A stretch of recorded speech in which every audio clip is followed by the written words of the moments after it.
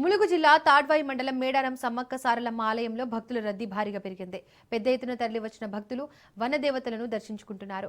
ఈ రోజు ఆదివారం కావడం, స్కూళ్లు, కాలేజీలకు సంక్రాంతి సెలవులు రావడంతో రాష్ట్రం నలుమూలల నుండి భారీ సంఖ్యలో తరలివస్తున్నారు. అంతేకాకుండా ఆంధ్రప్రదేశ్, ఛత్తీస్గఢ్, మహారాష్ట్ర, ఒడిశా నుండి కూడా భారీగా తరలివచ్చి జంపన్న వాగులో పుణ్య స్నానాలు ఆచరించి తలనీలాలు సమర్పించుకుంటున్నారు. అనంతరం ఆలయంలో మొక్కులు చెల్లించుకుంటున్నారు.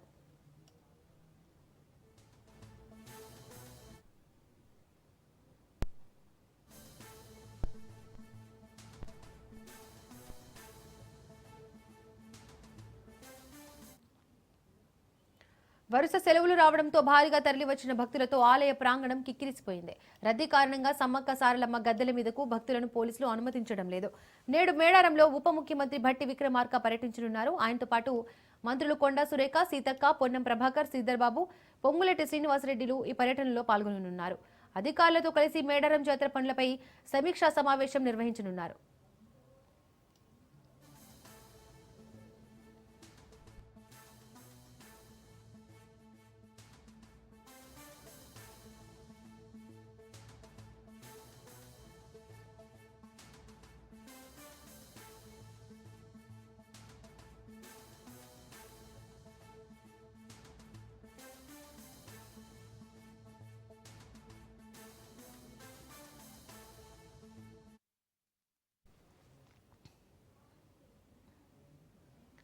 ములుగు జిల్లా తాడ్వాయి మండలం మేడారం సమ్మక్క సారలమ్మ ఆలయంలో భక్తుల రద్దీ భారీగా పెరిగింది.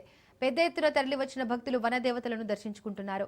స్కూళ్లు, కాలేజీలకు సంక్రాంతి సెలవులు రావడంతో రాష్ట్రం నలుమూలల నుండి భారీ సంఖ్యలో తరలివస్తున్నారు. అంతేకాకుండా ఆంధ్రప్రదేశ్, ఛత్తీస్గఢ్, మహారాష్ట్ర, ఒడిశా నుంచి కూడా భారీగా తరలివచ్చి జంపన్న వాగులో పుణ్య స్నానాలు ఆచరించి తలనీలాలు సమర్పించుకుంటున్నారు. అనంతరం ఆలయంలో మొక్కులు చెల్లించుకుంటున్నారు.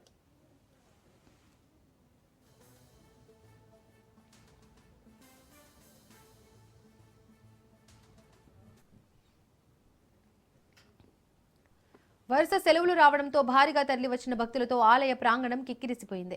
రద్దీ కారణంగా సమ్మక్క సారలమ్మ గద్దెల మీదకు భక్తులను పోలీసులు అనుమతించడం లేదు.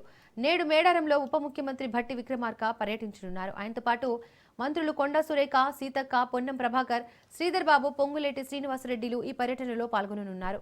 అధికారులతో కలిసి మేడారం జాతర పనులపై సమీక్షా సమావేశం నిర్వహించనున్నారు.